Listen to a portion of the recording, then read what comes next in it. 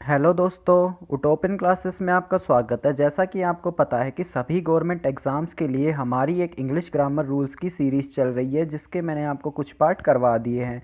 तो उसी का मैं आज आपके सामने अगला पार्ट लेकर आया हूं। तो चलिए बिना समय बर्बाद किए हुए अपनी वीडियो को शुरू करते हैं और रूल नंबर 1 की तरफ बढ़ते हैं। रूल नंबर 1 में क्या है कि जिन जगहों के नाम के आगे यूनाइटेड, सोवियत, ग्रेट ईटीसी का प्रयोग हो तब उनके आगे दा का प्रयोग करते हैं। अब मैंने कल आपको अपनी वीडियो में बताया था कि किसी भी स्थान या व्यक्ति के नाम के आगे कभी भी हम किसी भी आर्टिकल का प्रयोग नहीं करते, लेकिन जिस देश के नाम के आगे अगर यूनाइटेड, सोवियत या ग्रेट, इन जैसे कोई ग्रेट हुआ या फिर कोई भी जैसे कोई मान लो रिपब्लिक या फिर डेमोक्रेटिक, ऐसे वर्ड्स का प्रयोग हो किसी भी देश के आगे तो आप वहाँ पर दा का प्रयोग कर सकते हैं। याद रखना, अगर किसी भी देश के नाम के आगे देश के नाम के आगे यूनाइटेड, सोवियत या ग्रेट, इन जैसे शब्दों का प्रयोग हो तो आप दा का प्रयोग कर सकते हैं। जैसे कि एग्जाम्पल देखना, चार्ल्स इज द प्राइस नहीं है, Prince, Charles is the Prince of the Britain, great Britain, the great Britain, Charles is the Prince of the great Britain.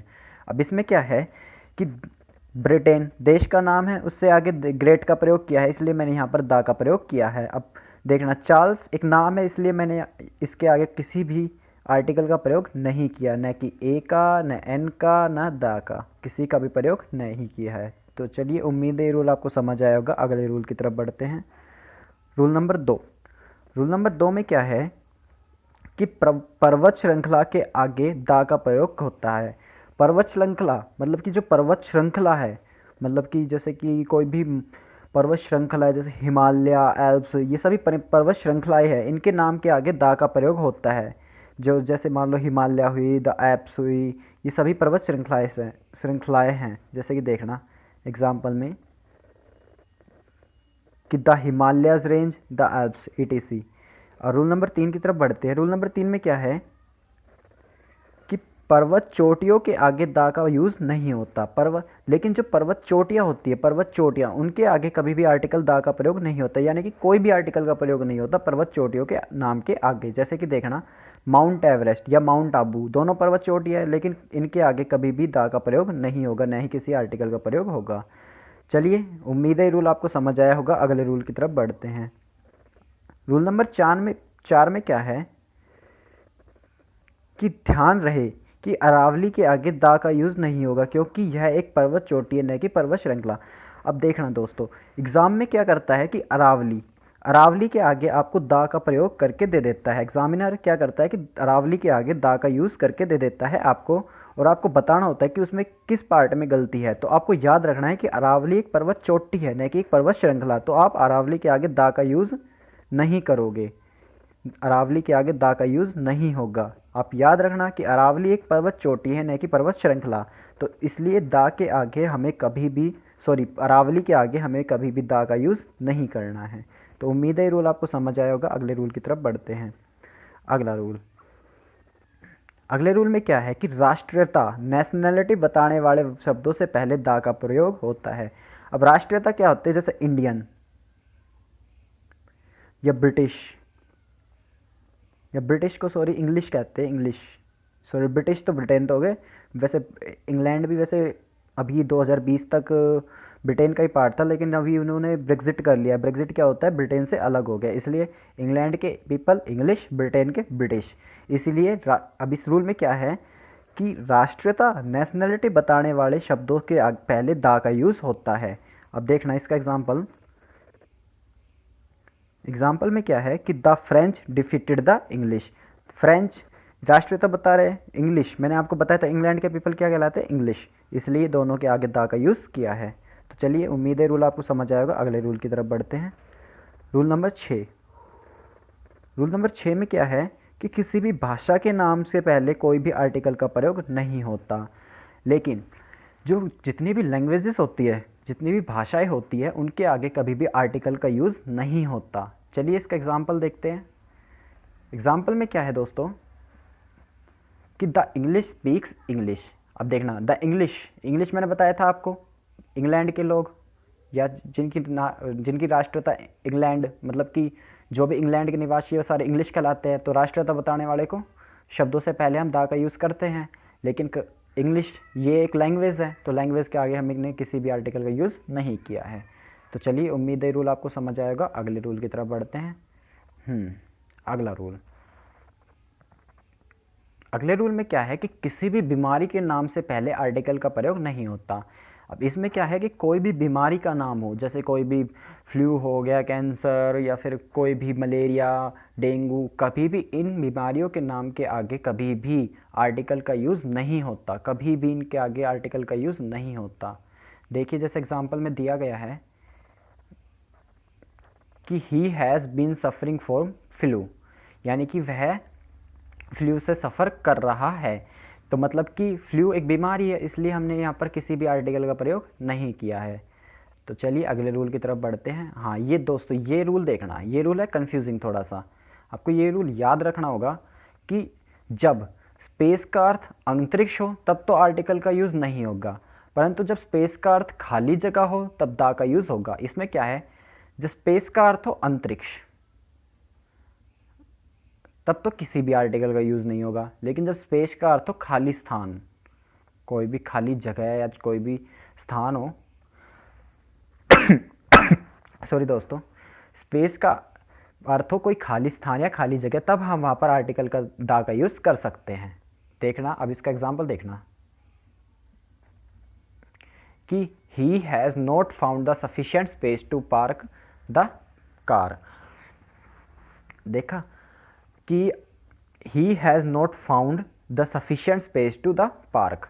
अब इस क्वेश्चन में क्या है कि यहाँ पर स्पेस यहाँ पर खाली स्थान, पार्क को मतलब सॉरी कार को पार्क करने के लिए यहाँ पर वह खाली स्थान ढूंढ रहा है। तो यहाँ पर स्पेस का प्रयोग खाली स्थान के रूप में हुआ है। तो यहाँ पर स्पेस के आगे हमने यहाँ पर दा का प्रयोग किया है। सफिशिएंट एक एडजेक्टिव है, मैंने आपको बताया था, या तो आर्टिकल का प्रयोग नाउन से पहले होगा, लेकिन अगर कोई एडजेक्टिव दिया हो, नाउन से पहले कोई एडजेक्टिव दिया हो, तो हम आर्टिकल का प्रयोग एडजेक्टिव से पहले करेंगे। अगर एडवर्ब दिया हो और एडजेक्टिव दोनों दिया हो तो हम वहाँ पर एडवर्ब से पहले आर्टिकल का प्रयोग करेंगे। यानी कि केवल अगर नाउन दिया हो तो हम नाउन से पहले करेंगे, और एडजेक्टिव और नाउन दोनों चीज़ दिया हो तो एडजेक्टिव से पहले, और एडजेक्टिव, एडवर्ब और नाउन तीनों चीज़ दिया हो तो एडवर्ब से पहले हम आर्टिकल का प्रयोग करेंगे। तो चलिए, उम्मीद है रूल आपको समझ आएगा। अगले रूल की तरफ बढ़ते हैं। अगला रूल, अगले रूल में क्या है कि शरीर के अंगों के साथ भी दा का प्रयोग होता है जब वह पजेसिव एडजेक्टिव की जगह यूज हो। अब इसमें क्या है कि शरीर के अंग, जितने भी शरीर के अंग होते हैं, हम उनके साथ भी, सॉरी दोस्तों, हाँ, कि जितने भी शरीर के अंग होते हैं उनके साथ भी हम आर्टिकल का यूज़ कर सकते हैं। लेकिन कब कर सकते हैं, या तो हम उनके साथ आर्टिकल का यूज़ कर सकते हैं, या फिर मैंने आपको बताया था पजेसिव एडजेक्टिव, दो चीज़ बताए थे मैंने, पजेसिव एडजेक्टिव और पजेसिव प्रोनाउन, पीपी।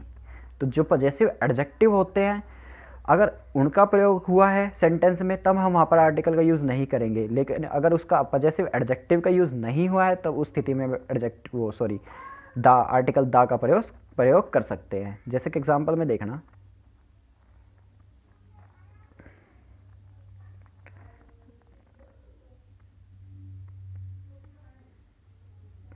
कि the thief is caught by the या हिज लेग। आप द या हिज किसी का भी प्रयोग कर सकते हो। यहाँ पर the thief is caught by the leg भी कर सकते हो, या the thief is caught by his leg भी कर सकते हो, दोनों में से किसी का प्रयोग कर सकते हो। लेकिन अगर यहाँ पर केवल दा दिया हो तो भी ठीक है, और यहाँ पर केवल हिज दिया हो, या फिर यहाँ पर केवल हिज दिया हो तो भी ठीक है, दोनों ठीक है। तो उम्मीद है रूल आपको समझ आएगा। अगले रूल की तरफ बढ़ते हैं। अगला रूल, अगले रूल में क्या है कि मिजल्स जैसे लंच, डिनर, ब्रेकफास्ट ईटीसी से पहले कभी भी आर्टिकल का यूज़ नहीं होता। अब ये याद रखना कि लंच, डिनर, ब्रेकफास्ट और तीन और वर्ड होते हैं, सपर, डाइन, और एक और वर्ड होता है सपर, डाइन और आपका ब्रेकफास्ट। हाँ, दो वर्ड होते हैं, ब्रेकफास्ट तो ब्रेकफास्ट होता है। सपर का प्रयोग हम कब करते हैं, जब हम अपना दोपहर का भोजन घर पर ही करें तो हम सपर का प्रयोग करते हैं। किसका, सपर का। अगर दोपहर का भोजन हम घर पर ही प्रयोग करते हैं, यानी सॉरी घर पर ही खाते हैं मतलब दोपहर का भोजन हम घर पर ही खाते हैं तो सपर का प्रयोग करते हैं। और डाइन, रात्रि का भोजन अगर घर पर खाते हैं तब हम डाइन का प्रयोग करते हैं। और लंच, अगर दोपहर का भोजन हम घर से बाहर करते हैं तब लंच का। और डिनर, जब हम घर से बाहर रात का भोजन करते हैं हम डिनर का प्रयोग। आपको ये दोनों याद रखने हैं, सपर और डाइन।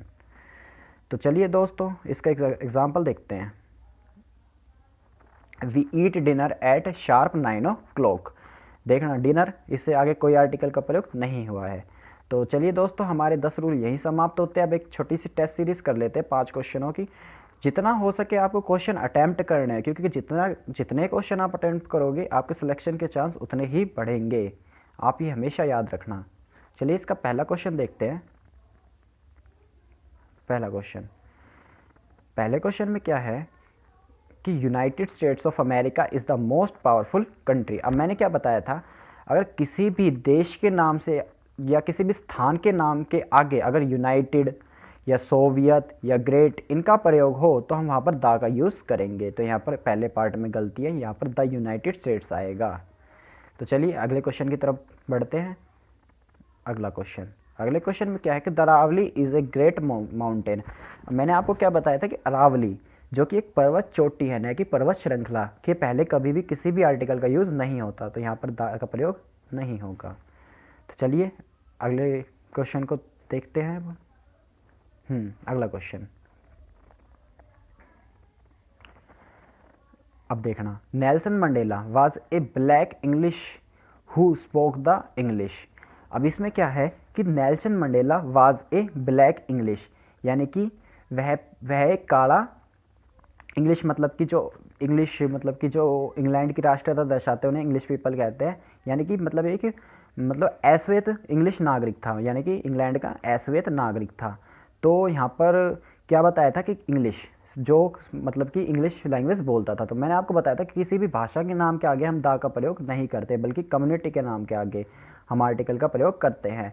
लेकिन ज़रूरी नहीं है, अगर यहाँ पे कोई भी नेल्सन मंडेला की बात की गई है तो आप ए का प्रयोग कर सकते हैं। लेकिन पर्टिकुलर हो, मान लो आप यहाँ पर लिख दें Nelson Mandela who was the first black prime minister, या sorry president, Nelson Mandela who was the first black president of the United States of America. जब आप वहाँ पर द का प्रयोग कर सकते हैं कि the Nelson Mandela who was the first black president of United States of America, तब आप वहाँ पर कर सकते हो द का प्रयोग। यहाँ लेकिन यहाँ पर ए का यूज़ होगा, क्योंकि यहाँ पर ये नहीं बताया है कि वो कोई भी नेल्सन मंडेला है, कोई पर्टिकुलर नेल्सन मंडेला है, इसलिए यहाँ पर हमने ए का यूज़ किया है। तो उम्मीद है ये रूल आपको समझ आया होगा। तो इसमें गलती क्या है कि इंग्लिश जो कि लैंग्वेज है उसके आगे द का यूज़ करके दे रखा है, तो यहाँ पर द का यूज़ नहीं होगा। तो चलिए अगले क्वेश्चन की तरफ बढ़ते हैं। क्वेश्चन नंबर 4 में क्या है कि last year Ram's father was died of the cancer. अब मैंने आपको क्या बताया था कि किसी भी बीमारी के नाम के आगे आपको कभी भी किसी भी आर्टिकल का प्रयोग नहीं करना है, तो यहाँ पर द का यूज़ नहीं होगा। चलिए आज के लास्ट क्वेश्चन को देखते हैं। लास्ट क्वेश्चन, आखिरी क्वेश्चन में क्या है कि द एस्ट्रोनॉट्स ऑलवेज थिंक्स। देखना दोस्तों यहाँ पर एक गलती हो गई छोटी सी कि एस्ट्रोनॉट्स जो कि प्लूरल है, तो हमने यहाँ पर सिंगुलर वर्ब का प्रयोग कर रखा है, जो कि गलत है। यहाँ पर एस नहीं आएगा, यहाँ पर केवल थिंक आएगा।